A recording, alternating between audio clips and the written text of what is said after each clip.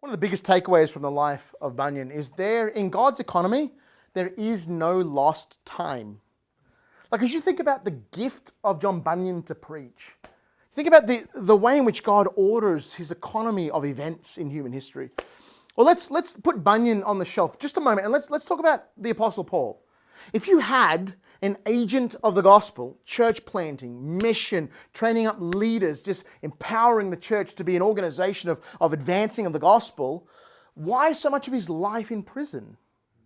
Like why is God benching his best is another way to kind of think about it. Why is God benching Bunyan? Give him all these gifts and then 12 years just lock him away and throw away the key. It's a staggering thing to wrestle with. But the luxury that we have is now centuries later, or in the case of the Apostle Paul, millennia later, is we get to say things like, well, we wouldn't have the epistle of Ephesians and Philippians and Colossians if Paul hadn't been benched and locked up.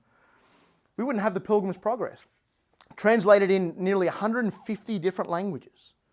And there's stories, you can go look at the history of this, we don't have time tonight. In the 1800s, we talked about Hudson Taylor last week. There's stories in the 1800s of revivals in entire counties of China because someone translated the Pilgrim's Progress and it just went like wildfire. It almost became the Little Red Book before there was a Little Red Book under the communists of China.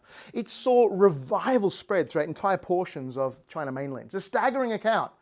So we can wrestle. Sometimes we feel benched by God. We're like, God, I think you want me to do more, or you want me to be more active or more engaged, but there's these responsibilities, or there's this feeling of being benched, and we have to not ask the question, why, God, but more so, what should I be doing? What do you want to occupy my time right now? How do I invest my energy for your kingdom? Whatever the resources, great or small, whatever the occasion, whatever the predicament you're in, God is always doing something to advance the cause of Christ.